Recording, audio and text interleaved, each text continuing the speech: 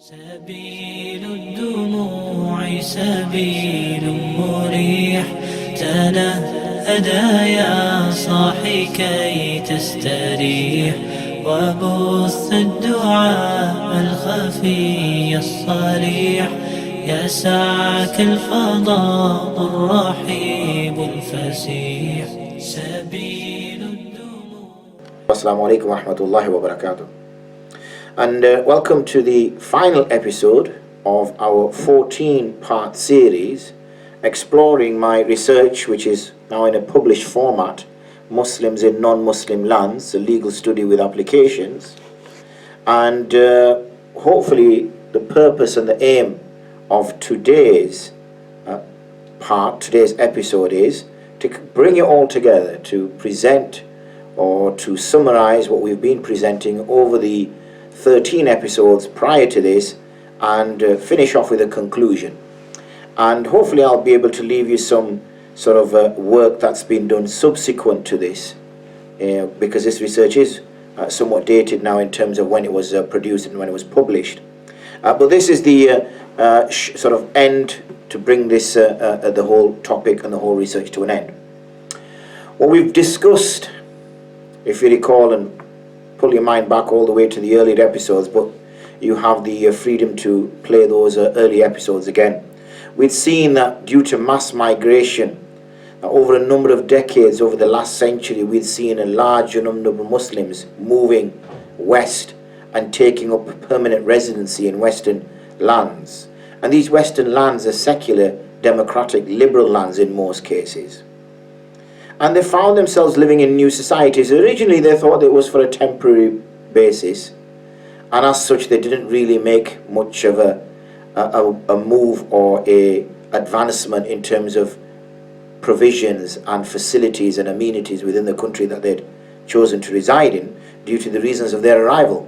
However, as time moved on and it seemed that this was eventually going to be their permanent abode, because they started to sort of sow the seeds for the future generations, and as a result identified themselves as Muslim as well. They didn't assimilate fully. So questions arose as to how these Muslims could continuously live true to their faith, as they had been able to exercise their faith freely in the lands that they left, but also show some loyalty towards this originally country of migration. But as we were seeing, with the arrival of wives and then future families, eventually these were British-born Muslims, so these were citizens of this country. And the purpose of the study has been, and this 14-episode series has been, is to counter the idea that there are only two possibilities for Muslim minorities to adopt in a liberal secular society: one of isolation and one of assimilation.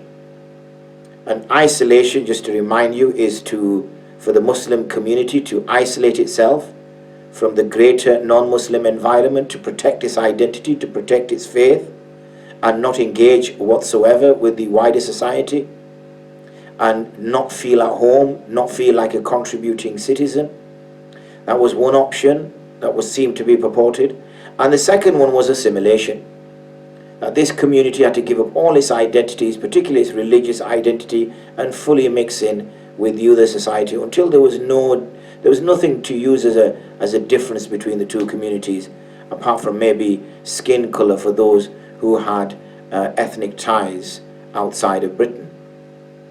But we challenged. The purpose of the study was to challenge these, and I believe we have, and I hope you agree with me, and also to refute. Because the answer was traditional Islam. That was the answer. And by presenting traditional Islam as an answer for Muslim minorities to be able to continue to live in these societies, it challenged another view, another narrative, another philosophy, in that traditional Islamic law is outdated, it is irrelevant and inflexible to be able to take into consideration the new environment in which Muslims find themselves in, and not be able to meet the demands of this society and of this new world and new era. But rather, what has been proven throughout the 14-episode series has been quite clearly that Muslims using traditional Islam can continue to live as Muslims and be as contributing citizens within Britain. The study has argued, as you've seen and has been discussed within the episodes, that adopting an isolationist position is not sanctioned by traditional Islam, except in exceptional circumstances. And they are when the state or the majority non-Muslim community adopts a hostile attitude towards Islam and Muslims. As I'm recording this, just yesterday, there had been a killing in London where an individual had driven a car into some pedestrians and then also attempted to drive his car in Westminster. This took place towards the House of Commons, and then he left the car and stabbed a police officer and was eventually shot dead. As yet, we do not know, as I record this, we do not know the motivations of this individual, but it has just broke recently that Islamic State is claiming the attack in Westminster. The fact that we've seen so many of our leaders, both within the public services, here we're talking about Prime Minister herself, ministers, councillors, higher ranking police officers, senior individuals within the governmental setup, saying quite clearly that, look, let's not conflate this with an issue with Muslims. This is one random act by one individual. And they are not saying that this is Islam's problem, that this is the Muslims' problem. They do say that this is where Muslims do need to be at the forefront of it, as if it breaks, as yet we don't know that this individual turns out to be a Muslim. Then clearly, and this is sensible, clearly it's the Muslims themselves who understand the theology, it's the Muslims themselves who understand the fiqh, for them to be able to argue their case against the small extreme elements which exist within the Muslim community, and to put them straight, and to make it quite clear that this is not the true representation of Islam. If it was the true representation of Islam, then all 3% of Muslims living within the UK would have similar views and beliefs and attitudes and practices, and they don't. And I hope that this 14-part episode has shown that and proved that. And also, in the upcoming month, I'm not sure when this will eventually be broadcast on our YouTube channel, but I will also be delivering a presentation in London, Walthamstow if I'm not mistaken, in which I will discuss how do you live as a British Muslim. I'm hoping that that will be recorded and made available. This will be through our Wifaq al-Ulama, and hopefully that will be available to view as well, in which we will carry on this narrative about how a Muslim can maintain his Islamic identity, his religious identity, and at the same time continue to be a contributing citizen. So that was the, and whenever we saw the Muslim community adopting the isolationist attitude, that was in a reactionary measure when the Muslims felt their faith and identity was under attack. And this is why the government has to not get involved in knee-jerk policies and knee-jerk practices, but calmly gathering people from the faith groups, discuss what is appropriate. Because what we don't want to do is exacerbate the situation and further cause diversions and further cause divisions rather between communities. But instead, let's find ways to bring communities together. If we know exactly what the mantra is of those individuals who are trying to bring about divisions amongst us, then our best reaction to that is not to react in a knee-jerk way and push policies and practices through which further causes mistrust, which further breaks down relationships between communities. We also argued that the assimilationist model should be rejected as well, and the reason for that is because Islam no longer exists. It's watered down merely to a belief system, which is a private belief system, and it has no impact on one's practices. And then on identity, it's virtually non-existent. Reason for that is then this person is arguably on the verge of leaving Islam. So it's no longer a Muslim anymore. So we have assimilated, or this individual has assimilated so far that he's actually given up all values. And we explain why a Muslim must retain his Islam, answer questions which can't be answered through his other identities, and we explain that in great detail. Again, I refer you to those particular episodes. So we've seen that traditional Islam, as interpreted by this study, clearly advocates an integrationist model where Muslims can fully integrate within the wider non-Muslim society and at the same time retain their faith and identity.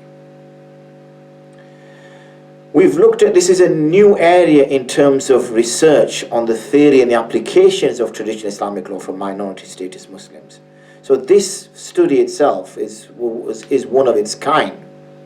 I am now involved in a number of other projects which is particularly on this topic. One book that I'm currently translating, Maulana Thamiruddin Saab from Manchester, his book that I'm currently translating into English is another area which is further involved. And I'm seeing scholars, there's another text by Mufti Khalid Saifullah Rahmani, who's also is ventured on my desk. I've not as yet had opportunity to read it, but again it's looking at Muslim and non-Muslim relations. So I'm quite optimistic now, even though at the time of doing this research there was very little material available for me to work with, and this was very much pioneering research work, but it has now got the attention of other individuals, and we're now starting to see more work in this area, and I myself am involved in that particular work itself, and our Telegram channel is an area where I discuss many of these issues. So this study has introduced this subject, this fiqh al-aqalliyat, but not fiqh al-aqalliyat as being argued from the perspective as we saw from Al-Alawani al-Qaradawi when we looked at the sort of liberal attitude towards fiqh, but one which is based in tradition, one which has been accepted, utilizing the same methodology, utilizing the same methods, and going through the processes in order to give rulings, because as we've already mentioned, text and context have to be taken into consideration.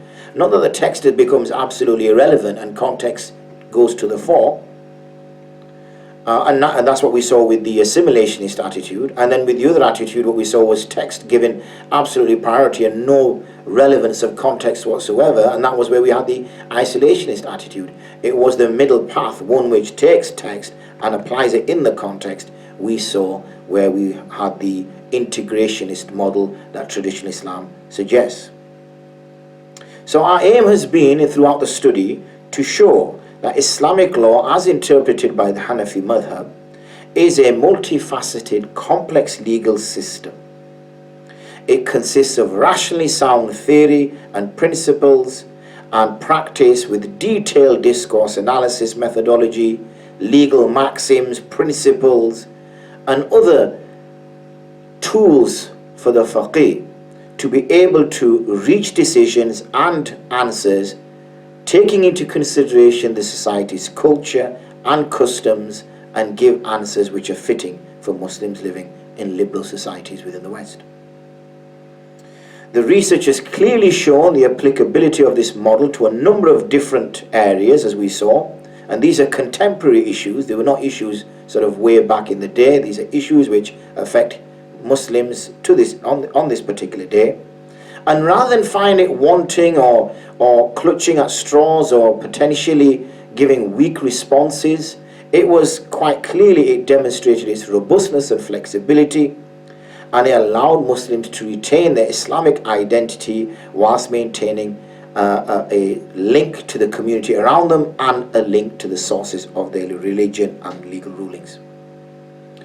We've clearly seen from our discussion when we were looking at diyar, as in the abodes, the legal, political, legal jurisdiction, we've seen that Islam has not been, or the traditional law has not split the world into Darul Harb and Darul Islam.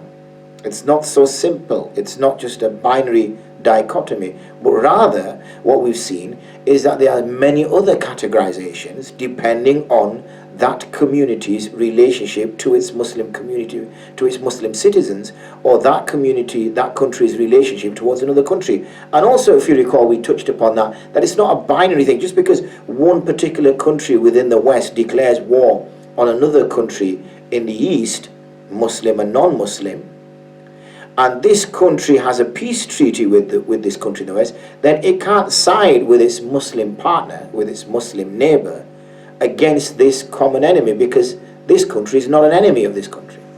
Unless obviously they break any peace agreement that they have between them, which is done in sort of a normal, amicable way over a particular deadline, because this country might have bases in the other country. So they will say, look, we will give you 6 months, enough time to pack up and go. And if you're not gone by that time, then obviously we will declare war.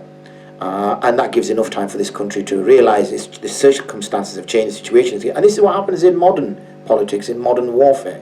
It's not something new, and it's quite remarkable that we're seeing this being discussed thousand odd years ago. So we hope that this study has set the ball rolling, which it already has. As I said, we're seeing already our elders as well as others working in this area now, seeing as a very important area, treading carefully so as not to sort of give a blanket permissibility to everything, retaining our roots, connected to our roots, but at the same time venturing in order to deal with the issues at hand which are taking place. I hope you've enjoyed this series, and I hope it's been of benefit to you. I do recommend the text. It will help you A, follow the series, and B, be able to read in your own leisure. And I also do enjoin upon you to join our Telegram channel, which the information should be available on our YouTube page. And so therefore you can be updated with any other discussion, images, videos and viewpoints we have, particularly exploring Muslims as a minority in non-Muslim lands.